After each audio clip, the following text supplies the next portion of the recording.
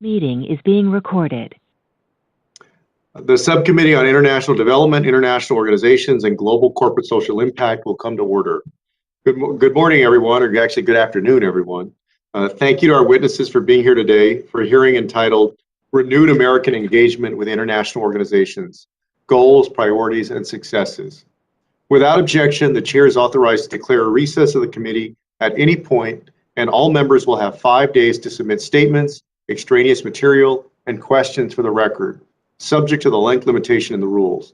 To insert something into the record, please have your staff email the previously mentioned address or contact full committee staff. Please keep your video function on at all times, even when you're not recognized by the chair. Members are responsible for muting and unmuting themselves, and please remember to mute yourself after you finish speaking. Consistent with HRes 8, staff will only mute members and witnesses as appropriate when they're not under recognition to eliminate background noise. I see that we have a quorum, and I'll now recognize myself for opening remarks. Thank you for joining me at this important hearing. I want to extend a warm welcome to our witness today, Assistant Secretary of State for International Organization Affairs, Michele J. Sison. Congratulations on your confirmation. On this subcommittee, we know the importance of your role.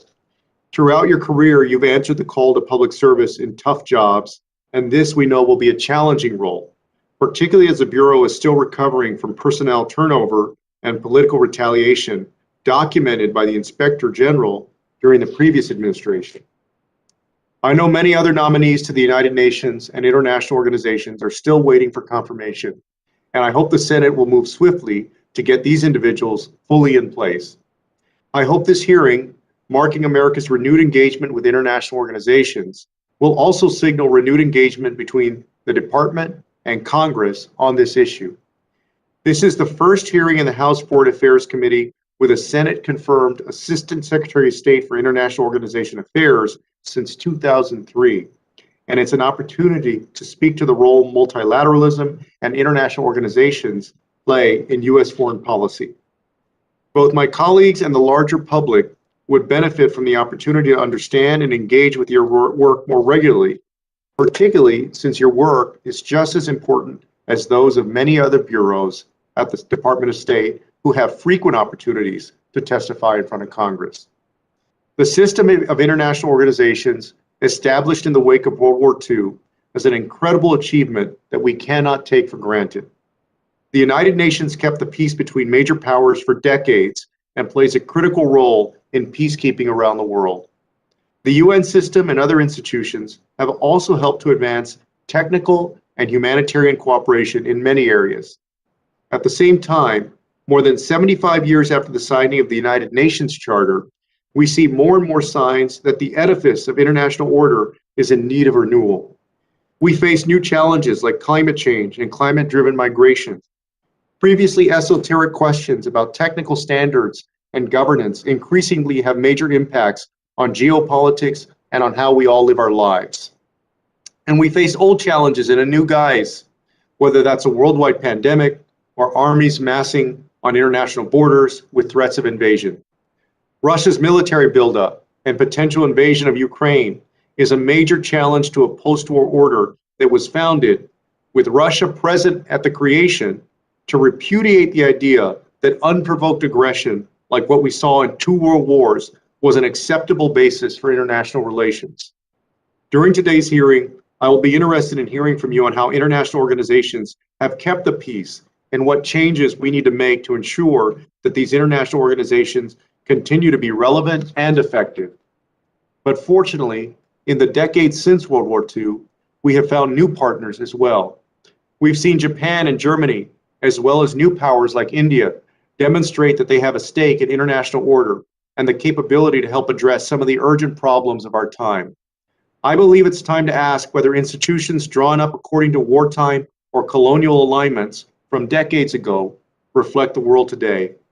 With all that in mind, I hope that during this hearing we will hear not only how you're renewing American engagement with international organizations, but also how they might be reimagined to maintain their foundational place in a rapidly changing world. I appreciate the State Department and your team's willingness to work with this committee on a range of priorities over the past year.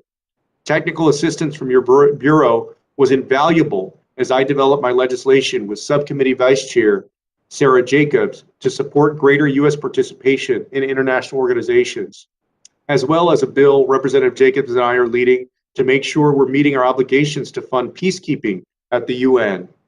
Both of these bills passed the House recently as part of the Competes Act. A senior member of your team, Ambassador Erica Barks-Ruggles, testified during our subcommittee's last hearing about efforts to contest UN elections and place more Americans within international organizations, both being important bipartisan priorities.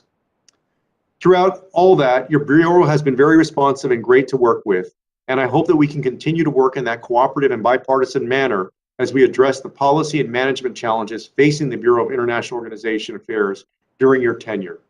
Once again, congratulations on your confirmation and welcome to the subcommittee.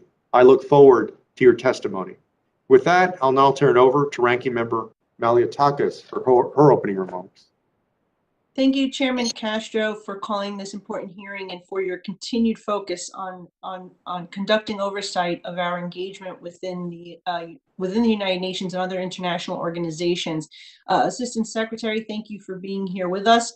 As I've noticed at our previous hearings on this issue, the post-World War II international order has come under increased threat in recent years as countries like China and Russia seek to rewrite the rules in ways that advance their violent agendas and undermine state sovereignty. The current situation in Ukraine is a prime example of this dangerous phenomenon.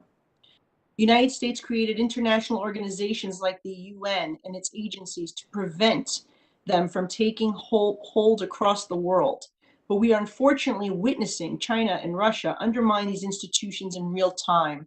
The World Health Organization routinely parroted Chinese Communist Party talking points during the early stages of the COVID-19 pandemic, spreading misinformation that led to the deaths of untold thousands of Americans and people worldwide.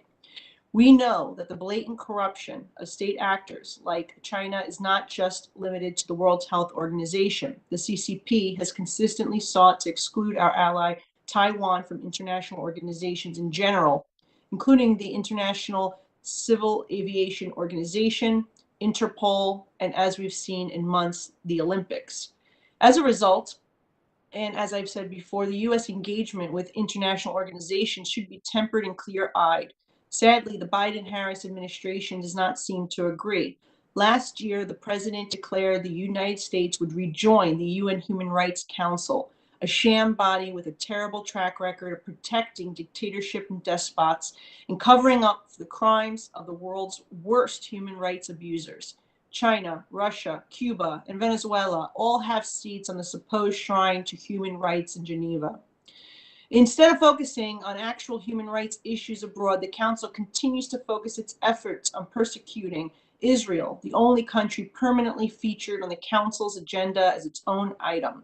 While this administration publicly stated it would seek changes to the Council, we've seen not a single meaningful piece of reform since our re-entry to the Council last year. These reforms should have been a prerequisite for the United States seeking election to HRC, not a hopeful goal left to be achieved sometime in the future. The same can be said for the president's decision to unilaterally rejoin the Paris Agreement on climate change without congressional consultation. While costing the U.S. taxpayer trillions of dollars, the agreement permits the world's largest carbon emitter, China, to make meager contributions. Under the agreement, China, the second largest economy in the world, may continue raising carbon emissions until 2030. When the United States engages with international organizations, we bring financial contributions in addition to our American values. The U.S. accounts for 1/4 of both the regular and peacekeeping budgets of the United Nations, and we make large contributions to a wide range of other international organizations. But our constituents back home, the men and women who work to fund these agencies, rarely see a return on our dollar. This must come to an end. While I'm glad that this administration has continued the work started by President Trump in the Office of Multilateral Strategy and Policy, we must continue to use this office to ensure that our partners and allies are united in holding these international organizations accountable. Doing so requires leadership that starts in the White House and extends to Foggy Bottom and New York. Chairman Castro, thank you again for scheduling this hearing and for the work that we've already done to conduct rigorous oversight on U.S. engagement with international organizations.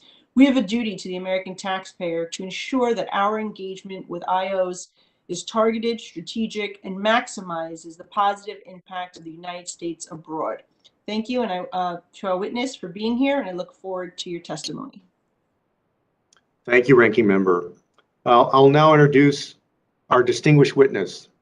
We have with us today the Honorable Michele J. Sison, the Assistant Secretary of State for the Bureau of International Organization Affairs with the U.S. Department of State.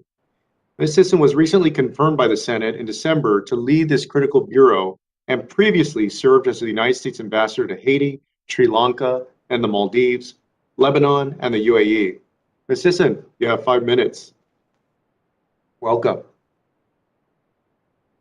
Good afternoon, and thank you, Chairman Castro, Ranking Member Malliotakis, and members of the subcommittee for having me here today. President Biden has made clear that we will put our core U.S. values at the center of our foreign policy.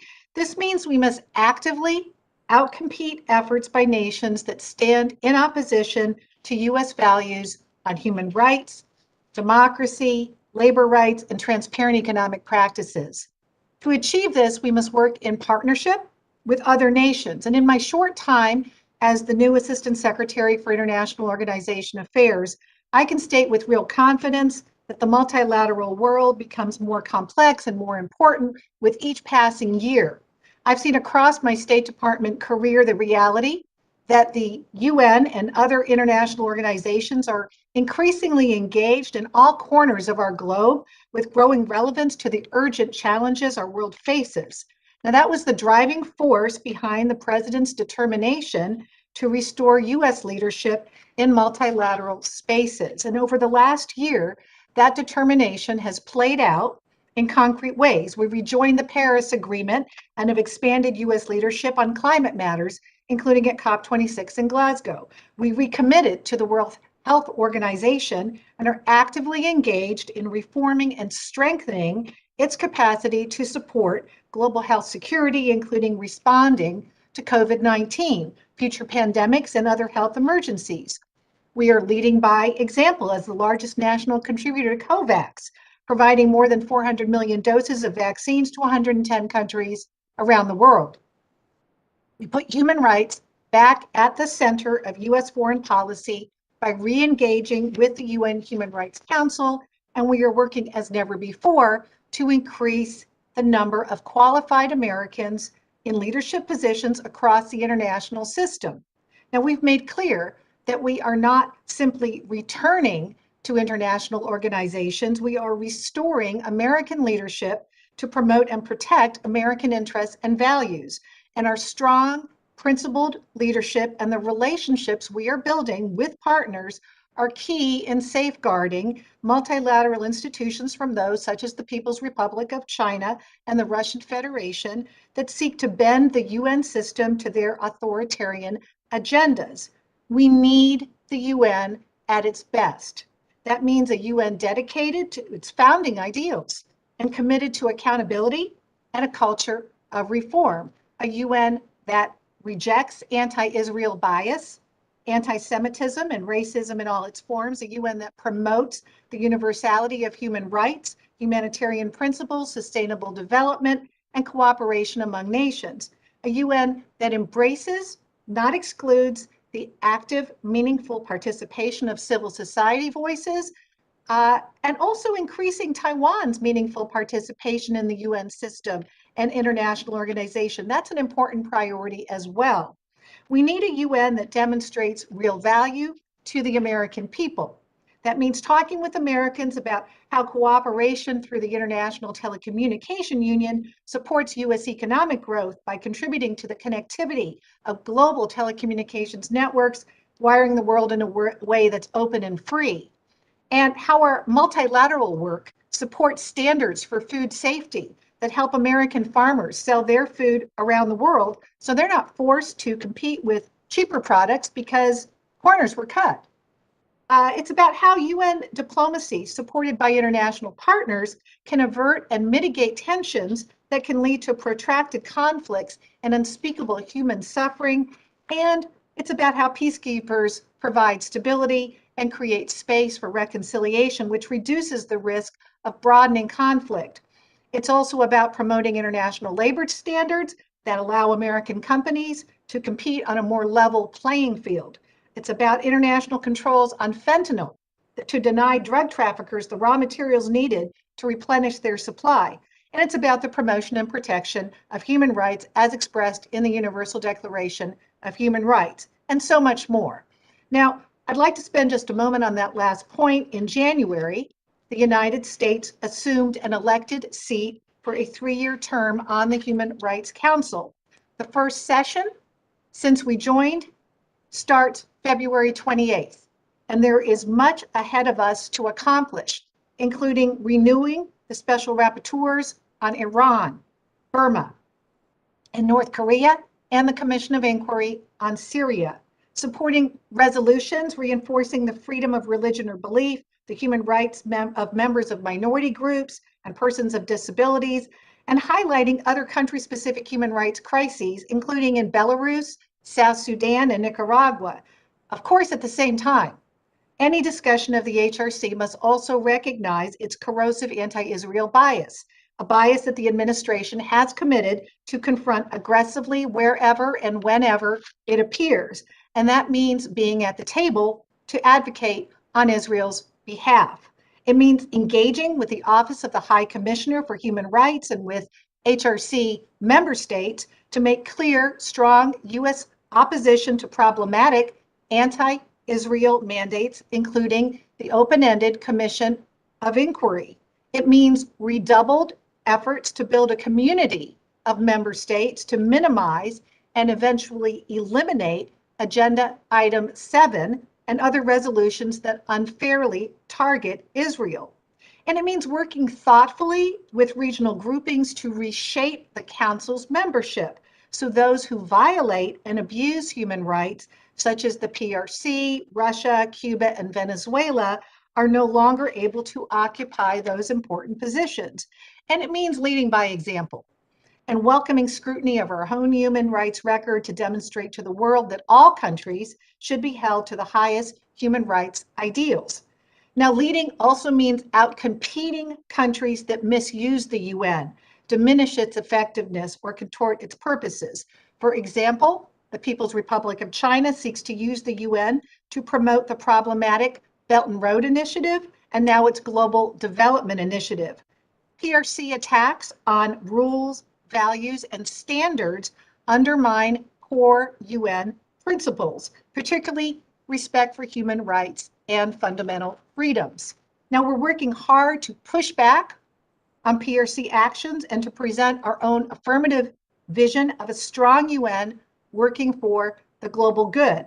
And we're sharply focused on appointments or elections of qualified, independent, and like-minded US and like-minded candidates for leadership positions in the UN system. And we've had a number of recent successes. In October, Professor Todd Buchwald was elected to the UN's Committee Against Torture. In November, Jeffrey Mounts was re-elected to the International Civil Service Commission. In December, Professor Justin Hansford was elected to serve on the UN Permanent Forum on People of African Descent. And on February 1st, Ambassador Kathy Russell began her tenure as the Executive Director of UNICEF. In addition, U.S. support for Doreen Bogdan Martin to become the next Secretary General of the International Telecommunication Union highlights our commitment to effective and innovative leadership of that important body. In short, the IO Bureau supports strong U.S. leadership at the UN and across multilateral venues to advance our U.S. national interests and to protect the American people, to promote U.S. prosperity and protect our core American values, as well as to drive the reforms that are needed to ensure the effectiveness of these international organizations. Thank you very much for the opportunity to appear before you, and I welcome your questions. Thank you so much for your testimony. I'll now recognize members for 5 minutes each, and pursuant to House rules, all time yielded is for the purposes of questioning our witnesses. Because of the virtual format of this hearing, I'll recognize members by committee seniority, alternating between majority and the minority. I can only call on you if you're present with your video on. If you miss your turn, please let our staff know and we'll circle back to you. If you seek recognition, you must unmute your microphone and address the chair verbally. And I'll now start by recognizing myself. Assistant Secretary Sison, thank you again for joining us here today. I want to turn our attention first to the issue of hearing what's at stake when it comes to U.S. leadership at the United Nations. What do you see as the consequences of the United States not engaging with the United Nations and multilateral organizations? And I'd appreciate, if it's possible, a concrete example of what it means for Americans and for their lives when we engage or when we don't engage. Thank you very much for that question, Mr. Chairman. And again, I appreciate this opportunity to engage with all of you so early on in my tenure, 7 weeks in, 8 weeks into my tenure. Our re-engagement with the UN system really gives us this platform on the world stage to reassert our US leadership and work with our partners to push back on those countries with authoritarian agendas who are working hard to reshape international institutions and alter the standards and push back against UN values and our American values. So I'm going to take the example, since you've asked for a specific example, of what we're doing here in the IO Bureau to take targeted actions to oppose harmful efforts, and these are People's Republic of China efforts in large part, such as inserting problematic language into UN Security Council and General Assembly resolutions and other multilateral documents, including country strategic plans for some of the UN agencies out in the field. And even in my first few weeks here as Assistant Secretary, I have had the responsibility of engaging directly with a number of senior UN officials on this very question, focusing on the point that this language, which is embedded in a number of the draft documents we see, implies UN support for a single member state's global foreign policy platform. And my point back to these UN leaders, even in these early weeks of my tenure, has been that the UN needs to live up to its own ideals, the UN Charter, not this sort of state-centric top-down model, but the vision of human rights commitments, the rights and freedoms, fundamental freedoms of the individual. And there are, subtle language that works its way into these documents. Our new IO MSP office, our Office of Multilateral Strategy and Personnel, is on this very issue, weeding out this language. And we had real-time examples even this week, Mr. Chairman. Thank you for your interest in this important issue.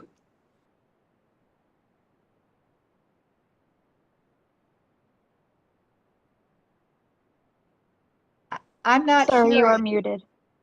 Yeah, Okay. no, thank you for that. I wanted to ask you about UNESCO. As you know, the law prohibits the United States from funding certain UN organizations that admit Palestine as a member. Following UNESCO's admission of Palestine as a member in 2011, the United States stopped paying dues to UNESCO and eventually withdrew from the organization in 2019. The Biden administration has requested a waiver to facilitate U.S. participation in UNESCO. Can you speak to why the United States should participate in UNESCO and what's at stake in that body? Thank you very much for that question, Chairman. Should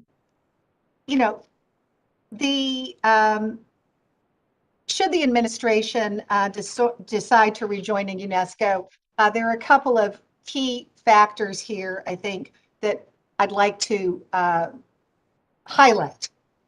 UNESCO is engaged in a broad range of work that impacts U.S. security and commercial interests, including the shaping of international standards and best practices, not only on education, but on issues like ethics of emerging technologies, ethics of artificial intelligence, open access to information, which has implications for intellectual property.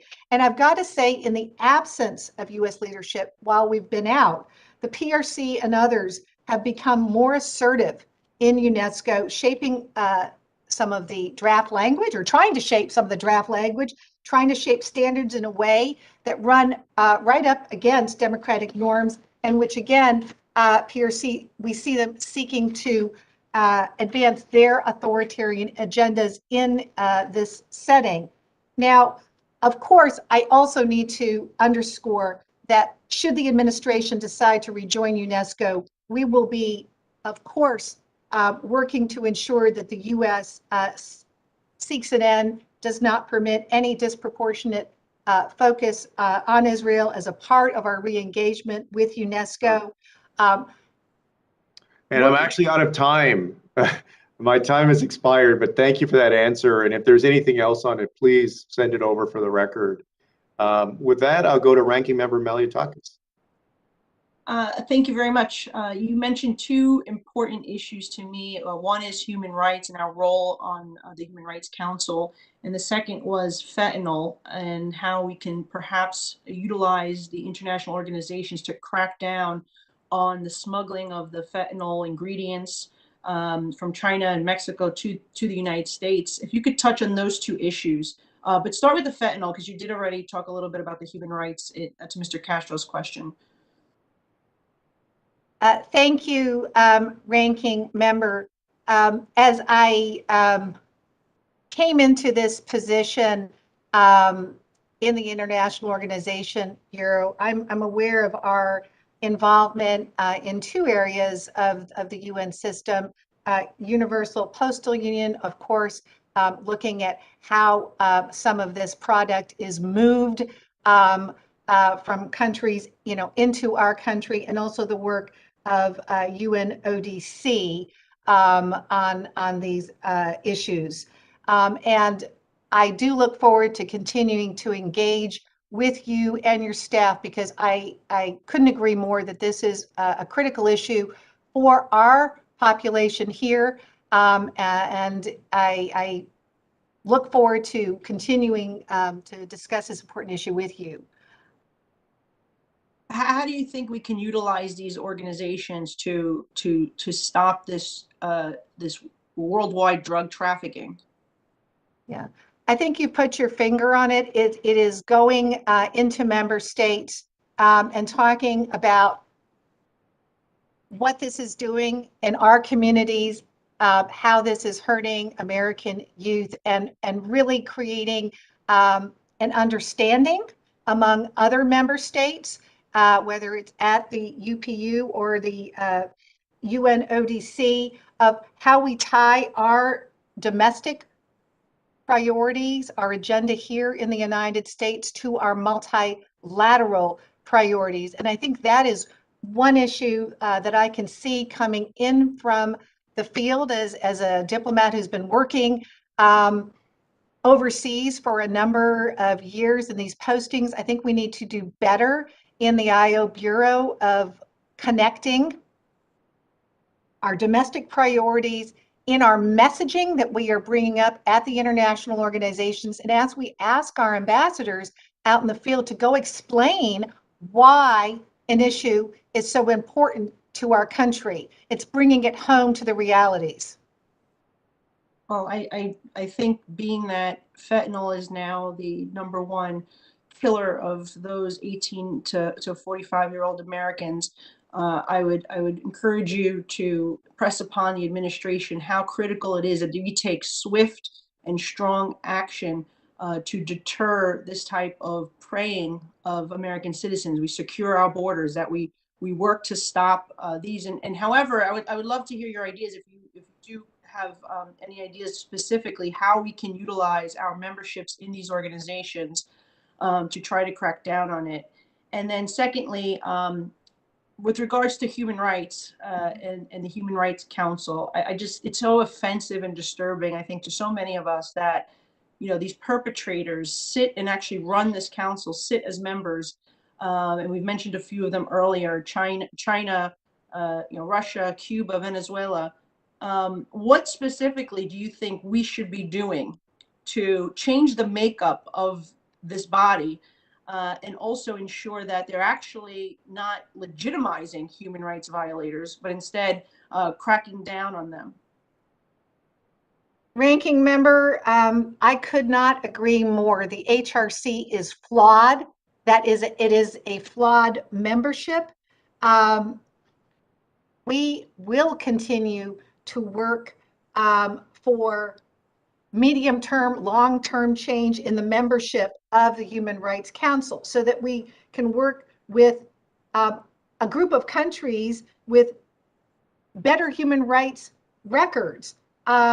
We are going to continue to engage with like-minded members on the council and try to encourage countries with good human rights records, good democracy and transparency records to actually run, to be candidates for the council, to engage with you, ranking member, and other members of this committee on how we can get the HRC to focus also on some of these worst violators. I agree, having China and Russia and Cuba and Venezuela on there is very, very problematic. So HRC is flawed, but it also does give us the opportunity to shine the spotlight on a number of priorities where we are pressing for accountability. As I mentioned, the Commission of Inquiry on Syria, the special rapporteurs for Iran, North Korea, DPRK, and Burma. So a flawed institution, but one we want to make better by being at the table. We're more effective, my strong belief, when we're there pushing back on these issues. Time. Thank you. Thank you. All right, we'll go to Vice Chair Jacobs. Well, thank you so much, Mr. Chair, and thank you, Assistant Secretary, for testifying before the committee. I wanted to follow up on your answer to the chairman on U.S. standing at the UN. And I wanted to talk about U.S. peacekeeping arrears at the UN and the impact it has on U.S. influence and standing. So could you please describe the specific impact of arrears past due payments have had, not just on U.S. standing in UN bodies, but also on the capabilities of peacekeeping operations, and how have China or Russia used this issue to their advantage at the UN? Thank you so much, Representative Jacobs. And I have to say, thank you also for your longstanding interest and your leadership and advocacy on this issue. Was watching that even before I was confirmed. So congressional support for our multilateral commitments is absolutely vital. And the issue of paying our bills in full and on time is incredibly important. When we do not pay our bills in full and on time, others push at us. And so we've seen China and others seek to make this a point. Our influence as the United States, our influence at the UN is greatest when we pay our bills in full and on time. So, our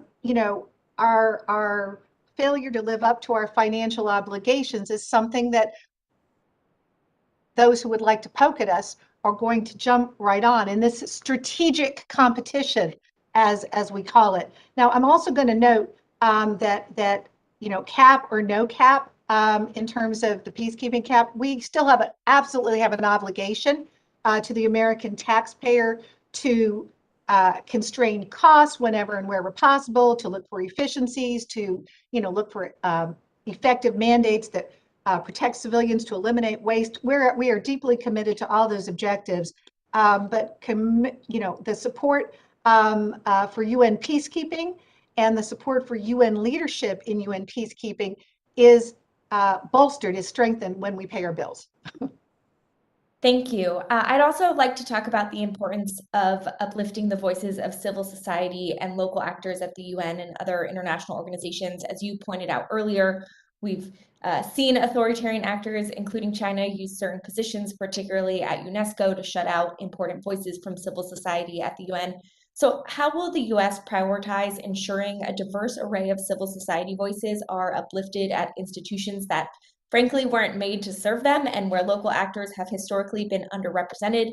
What kinds of reforms can we expect the US to push at the UN? And what steps does the IO Bureau plan to take under the Biden administration to ensure that our mission, the US mission to the UN, is more open, transparent, and accessible to US citizens working in the UN and civil society? Thank you so much. That's another really important question. We are absolutely committed to promoting NGO participation in the work of the UN. And I personally, as the new Assistant Secretary for IO, want to hear from American civil society. And I was really grateful to the UN Foundation last week, who brought in a number of US NGOs and civil society groups, including human rights defenders, to meet with me virtually so I could hear firsthand from them on their priorities and have that initial exchange so early on in my tenure. So we want to make sure that we are welcoming civil society into the discussions in New York, in Geneva, and across the UN system. We see that some other countries, and here I'm speaking about PRC again, have made efforts to block legitimate NGOs from participating in the UN, and to bring that voice, to bring the people's voice into these important discussions. We look at the UN ECOSOC NGO committee in New York as an example of this, where PRC has really worked to make international cooperation, I would say, less effective by preventing the valuable contributions of civil society activists and human rights defenders, of academics, of private sector voices. So we're going to continue to push back against this practice, and to really make sure that we all benefit from these important voices. Thank you so much. Thank you. My time's expired, Mr. Chair. I yield back. Well, thank you, Vice Chair. Okay, we're going to do a second round for whoever has questions on a second round. You don't feel like you have to ask a question, but if you do, we'll do a second round in just a second. But before, I see Congressman Issa is on, although his video is not. Sometimes we go off momentarily from video, all of us. So I wanted to see if he wants, there he is. Okay, you're on mute, Daryl, but you're up. Yeah, okay. Hopefully I'm unmuted and able to be seen and heard. Sorry about that. Yes, no worries. Madam Ambassador, since your long and varied career includes a time in Lebanon, sadly in a better time, but it also includes the investigation on Syria had already been well underway before you were ambassador, which was now more than a decade ago.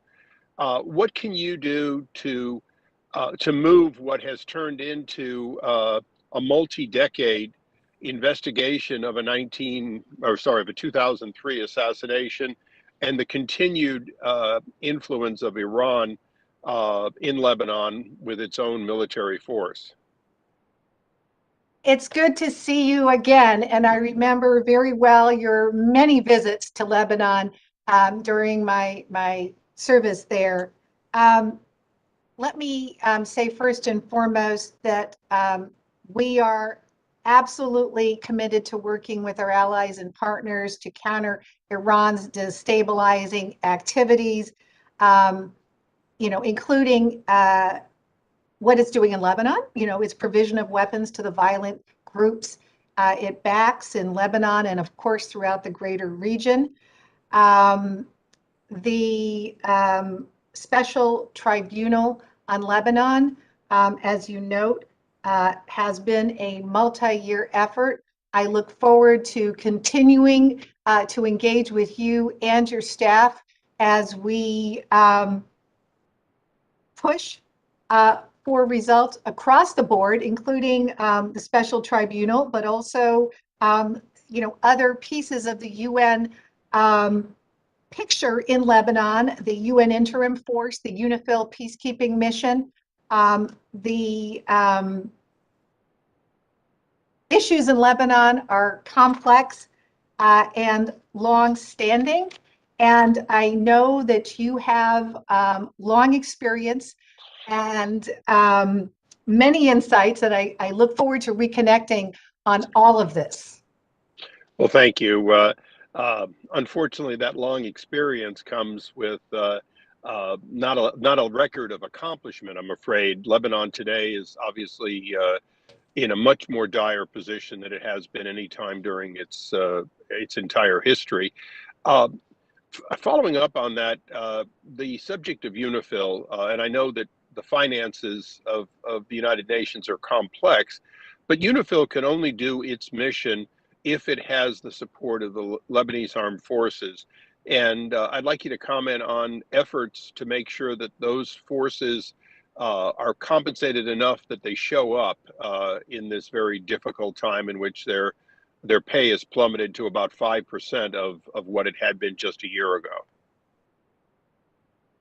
You're touching on a very important issue. I mean, obviously, UNIFIL's operations and the challenges it faces, our partnership with UNIFIL, our partnership also with the Lebanese Armed Forces, the LAF, are right at the top priority list also for me here in IO, not just because of my previous service there, but also because of the impact on the rest of the region.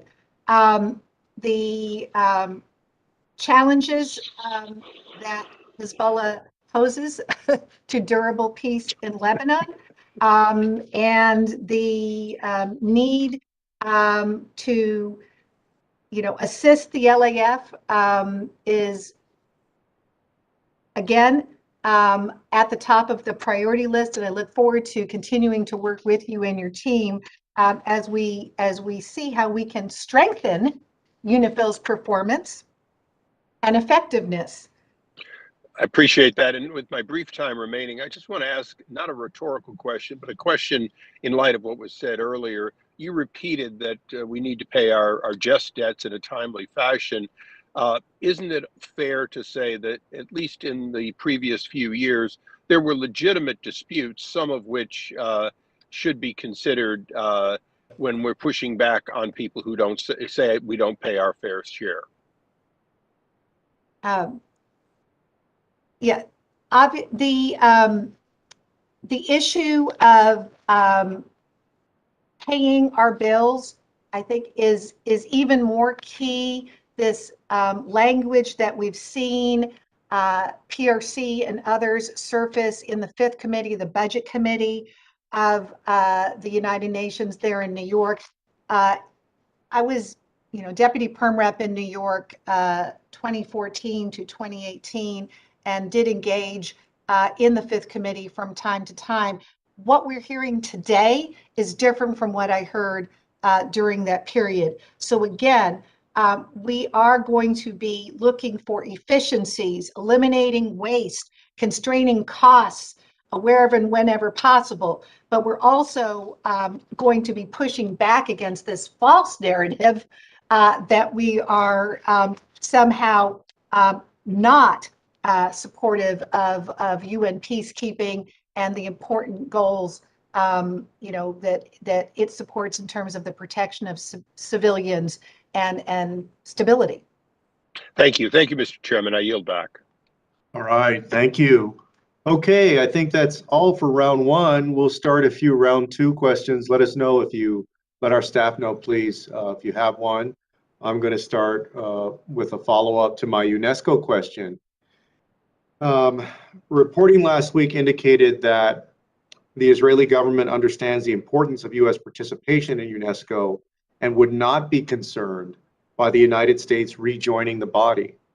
Can you speak to the State Department's engagement with the Israeli government on UNESCO and your best understanding of their position on that UN body? Thank you, Mr. Chairman. And I have met with Israeli counterparts in the last couple of weeks on a number of issues in the UN space. And I will work closely with Israel and other like-minded partners, should the administration decide to rejoin UNESCO, to prevent or oppose any biased or one-sided resolutions in that space at UNESCO unfairly focused on Israel, as we do across the UN system, because we push back across the UN system on any disproportionate focus on Israel as part of our engagement, and would certainly do so with re-engagement with UNESCO. Also, of course, would be consulting with this committee and with Congress writ large throughout this process. Well, thank you for that. And then my second question, before I turn it over to, Daryl Issa, he's got a question, and then Brad Sherman. Your Bureau is tasked with establishing United States policy towards international organizations. One important facet of our participation in the United Nations is our commitment to the United Nations Charter and the body of international law that the UN seeks to uphold, including on the rights of migrants. I, along with many of my colleagues, have been alarmed by the Biden administration's Title 42 order, which summarily expels individuals at the United States southern border. The UN High Commissioner for Refugees has said that this policy is, quote, inconsistent with international norms and may constitute refoulement, unquote. Harold Koh, the former legal advisor to the State Department, has affirmed these concerns, saying that the Title 42 policy, quote, continues to violate our legal obligation to not expel or return individuals who fear persecution, death, or torture, unquote, and violates the Refugee Convention, a foundational treaty for the United Nations work on refugees. He called these deportations, quote, illegal and inhumane, unquote. While this is a CDC order, the State Department is responsible for ensuring that the United States policy adheres to our treaty commitments, including the United Nations Charter. Has the State Department made an assessment of the legality of the Title 42 policy under international law? Thank you for raising this question, Mr. Chairman. As you note, Title 42 is under CDC. I will certainly flag these concerns that you've raised with others here at the State Department, the bureaus that are looking at these issues, including PRM and others. But are you aware whether the State Department has done that kind of assessment? I do not have visibility on the current state of discussion on Title 42, Mr. Chairman, and will definitely flag your questions to me today with our leadership. Sure, and of course, I think we all appreciate and understand the CDC's role, but that policy directly impacts your work and the work of the State Department and the ability of the United States to live up to its UN obligations as a partner with other nations around the world in respecting human rights, the rights of the persecuted, the rights of refugees and migrants. And so given the serious legal concerns about this policy and its implications for our commitments to the United Nations, I hope that if one has not been made, that you'll seek out a determination and share it with the committee and the CDC. No, thank you, Mr. Chairman. And of course, I do want to underscore that the U.S. and IO Bureau, of course, are committed to supporting in our work safe, orderly, and humane migration. Thank you. Okay, with that, let me go over now to I'm back, Ambassador. I'm back, Daryl. Chairman. Issa. You're up. Thank you. And I just wanted to follow up briefly. I know that immigration is going to continue to be a global issue, and in your opening remarks, you talked about the migration problems on a global basis. And as you know, we're seeing at our southern border people from virtually every country on Earth. But from a standpoint of your role of making sure that world order is maintained, basically, aren't those migrants slash refugees supposed to not pick a country to come to, but in fact go to the first safe country? And it's isn't international law not one in which you get to pick the country you're a refugee to? And I want to point that out separate from our issues of border security. Thank you so much for that question. The issue of our work with UNHCR and IOM, the UN High Commission for Refugees, and the International Organization for Migration are shared responsibilities between the IO Bureau and our PRM, Population, Refugees, and Migration Bureau.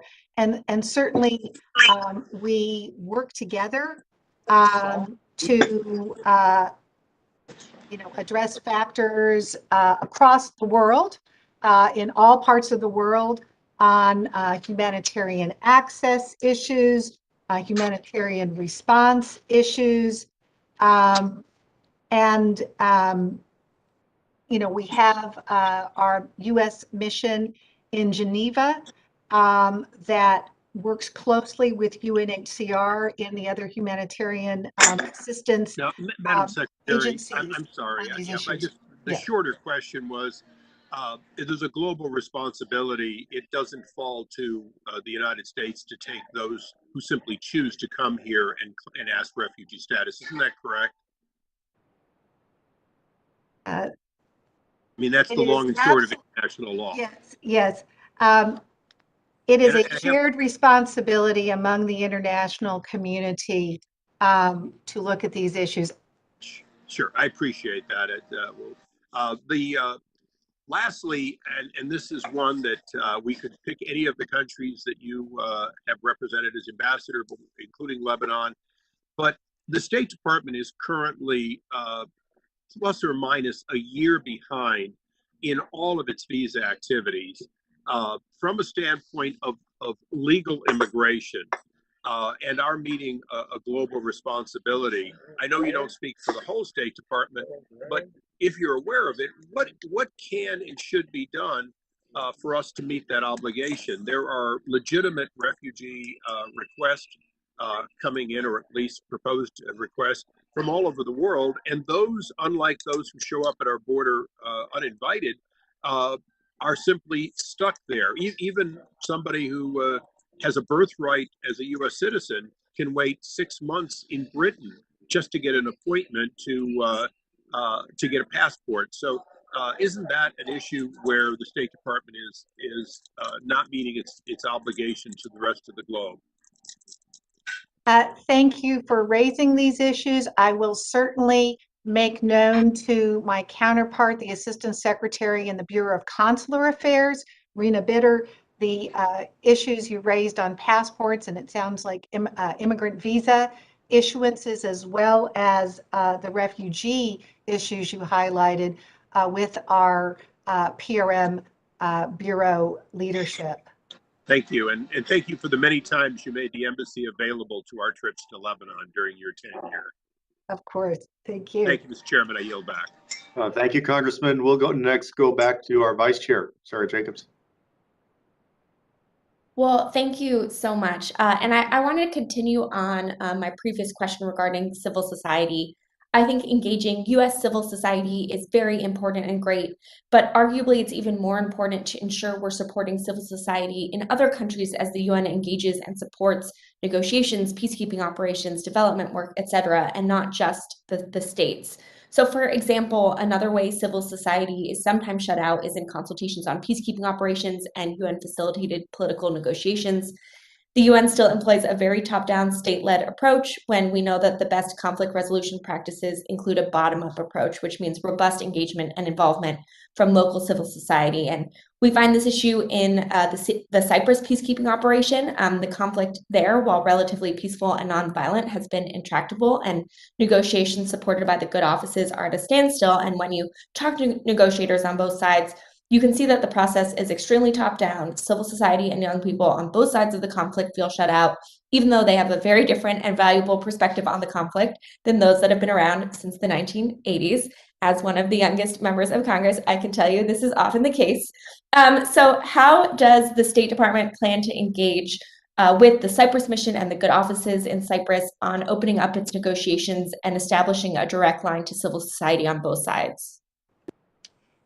Thank you so much for raising this. And I will say that one of the things that I've seen coming back now into the IO space, was up in New York as deputy perm rep, went back to Haiti, now back in the IO space. I see an even stronger focus now on civil society engagement, not only by the folks in New York who bring in civil society speakers into the Security Council or into ECOSOC, but also the engagement on the ground with the peacekeeping missions. And thank you for raising the mission in Cyprus, UNFICYP, because the example there, I think, is really important. What we see the mission doing, bringing in women, bringing in youth. It's an international best practice that is being shared in the context of peace building and of peacekeeping. This inclusivity, this active participation by youth and women, it is key, I think, in moving ahead in a broader Cyprus peace process that would lead to a lasting settlement and peace. But it's also important for other peacekeeping mission civil affairs sections to look at what's being done there with monthly bi-communal civil society and NGO meetings, youth dialogues, all in building confidence and trust. So I think this focus on civil society, also looking at private sector entrepreneurship pieces of this, environmental peace building initiatives, these are all best practices that I intend to share when I have the various special representatives of the Secretary General, the SRSGs and the DRSGs, come and sit on my sofa in the office as they make their way to Washington before they go to New York before these mandate renewals. I think this is absolutely a best practice. Thank you. Well, thank you. And I'll just highlight that in my conversations with civil society and young people all over the world, I think there's still a real sense that they're not being included in these conversations. And I would urge you to continue to prioritize this and continue to push the UN to do a better job at this. Mr. Chair, I yield back. Thank you, Vice Chair. And I'd like to thank everyone again for joining us for this subcommittee's hearing. That concludes our questions, and I'll now close briefly. The members of the subcommittee will reflect on this testimony as we pursue our legislative and oversight responsibilities on the United States engagement with the United Nations and other international organizations. Last November, this subcommittee held a hearing on U.S. leadership at the United Nations on the administration's strategies to contest elections and place more Americans within the UN system. And for years, Senators Daniel Akaka of Hawaii and George Voinovich of Ohio requested that the GAO look into the issue of U.S. representation within international organizations. The last such report was in 2010. Today, I, along with this subcommittee's ranking member, Nicole Maliotakis, and with Representatives Gregory Meeks and Michael McCall, the chair and ranking member of the House Foreign Affairs Committee, requested the GAO to resume these assessments. This request will include trends in leadership positions, barriers to recruitment, hiring and retention, the State Department's efforts to improve U.S. representation, and of the United States' efforts to fund junior professional officers at the United Nations across the range of U.S. agencies that participate. The United States' efforts on this issue have, at times, been strong and at other times been weak. I'm encouraged by the Biden administration's efforts to more vigorously contest elections at international organizations, but I also recognize that the only way for these efforts to succeed is to be consistent, and Congress has an important role to play in ensuring that consistency. The GAO report is an important counterpart to the State Department's own reporting on their efforts and will ensure that this issue will continue to be on Congress's agenda in the coming years so we can work with the administration to advance our values and priorities through these international bodies. I hope this hearing is the first of many where the committee can hear from the Bureau of International Organization on your work, your priorities, and continue to conduct oversight over these issues. With that, I want to say thank you again for your testimony. Thank you for our members of Congress for their questions, and we're now adjourned. Thank you.